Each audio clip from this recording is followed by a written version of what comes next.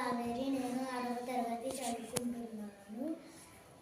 నేను ఇప్పుడు చీమల గొప్పతనం గురించి ఒక గేయం పాడబోతున్నాను.